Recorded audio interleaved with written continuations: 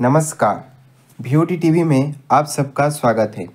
आज हम जानेंगे अकबर के नवरत्न में से एक संगीत सम्राट तानसेन की जीवनी के बारे में।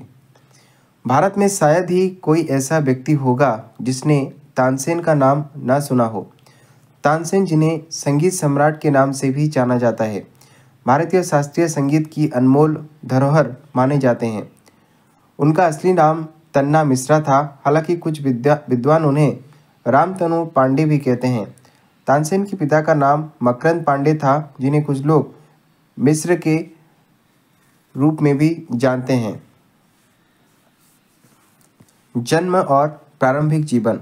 तानसेन का जन्म वर्ष 1532 ईस्वी में ग्वालियर से 8 मील दूर स्थित बेहड़ ग्राम में हुआ था। उनके जन्म के विषय में विभिन्न मत हैं। एक मत के अनुसार उनके पिता मकरंद पांडे संतानहीन थे और मोहम्मद कौस नामक एक फकीर के आशीर्वाद से उन्हें पुत्र प्राप्ति हुआ। बालक तन्ना को बचपन से ही विभिन्न जीव जंतुओं की नकल करने की अपार क्षमता थी। वे पशु पक्षियों की आवाज़ें और यहाँ तक कि हिंसक जानवरों की बोलियां हूबहू नकल कर लोगों को डराने में माहिर थे। संगीत की शिक्षा। तानसेन के जीवन में एक महत्वपूर्ण मोड़ तब आया जब उनकी मुलाकात संगीत मर्मज्ञ स्वामी हरिदास से हुई। एक मनोरंजक घटना के तहत स्वामी हरिदास अपने शिष्यों के साथ जंगल से गुजर रहे थे। तभी तन्ना ने शेर की आवाज़ निकालकर उन्हें डराने की कोशिश की।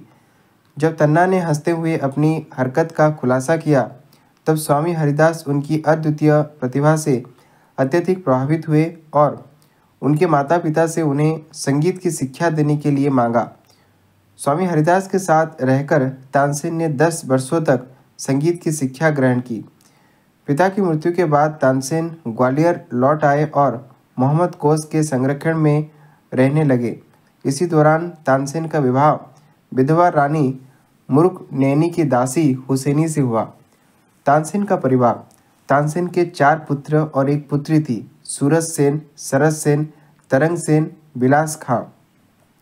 उनकी पुत्री का नाम सरस्वती था, जो खुद एक कुशल गायिका थी। रीवा नरेश की सेवा और अकबर के दरबार में प्रवेश। जब तानसेन एक उत्कृष्ट गायक बन गए तो रीवा के नरेश महाराजा रामचंद्र ने उन्हें राज्य गायक नियुक्त कर लिया। महाराजा रामचंद्र और मुगल सम्राट अकबर के बीच गहरी मित्रता थी। इस मित्रता के फलस्वरूप महाराजा रामचंद्र ने तानसेन को उपहार स्वरूप अकबर के दरबार में भेजा। अकबर स्वयं संगीत प्रेमी थे और तानसेन को पाकर अत्यधिक प्रसन्न हुए। जल्दी ही तानसेन अकबर के नवरत्नों में शामिल हो गए और अकबर के दरबार में उच्च सम्मान प्राप्त किया। दीपक राग की कथा। दरबार में तानसेन की ख्याति बढ़ने के साथ ही अन्य दरबारी गायक उनसे ईर्ष्या करने लगे। एक बार कुछ दरबारी गायकों ने तानसेन को दीपक राग गाने के लिए बाध्य किया, जो अत्यंत कठिन और खतरनाक माना जाता था। अकबर ने भी तानसेन से दीपक राग सुनने की इच्छा जताई। तानसेन ने अकबर को कई बार चेताया कि दीपक राग गाने से गंभीर परिणाम हो सकते हैं, परंतु अकबर ने उनकी बात नहीं मानी। मजबूरन तानसेन को दीपक राग गाना पड़ा। जैसे ही तानसेन ने दीपक राग गाना शुरू किया, वातावरण में गर्मी बढ़ने लगी और अग्नि की लपटें चारों ओर से निकलने लगी। श्रोतागण वहां से भागने लगे और तानसेन का शरीर प्रचंड गर्मी से जलने लगा।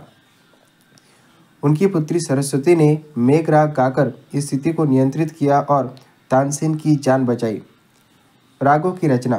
तानसेन ने अनेक प्रसिद्ध रागों की रचना की, जिनमें दरबारी, कन्नड़ा, मियाँ की सारंग, मियाँ की तोड़ी और मियाँ मल्हार प्रमुख है। इन रागों को आज भी भारतीय शास्त्रीय संगीत में उच्च स्थान प्राप्त है। मृत्यु।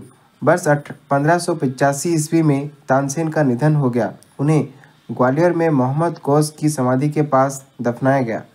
उनकी समाधि आज भी संगीत प्रेमियों के लिए एक पवित्र स्थान है। तानसेन का योगदान। तानसेन न केवल एक महान संगीतज्ञ थे, बल्कि भारतीय शास्त्रीय संगीत के विकास में उनका योगदान अविस्मरणीय है। उनके द्वारा रचित राग और उनके जीवन से जुड़ी कहानियाँ आज भी संगीत प्रेमियों के लिए प्रेरणा का स्रोत है। तो ये थी अकबर के 9 रत्नों में से एक संगीत सम्राट तानसेन की आत्मजीवनी। ऐसे ही दिलचस्प जानकारी पाने के लिए हमारे चैनल VOD टीवी को ज़्यादा से ज़्यादा लाइक, शेयर और सब्सक्राइब करें। बरगढ़ से चंदन कुमार महांती का रिपोर्ट, VOD टीवी।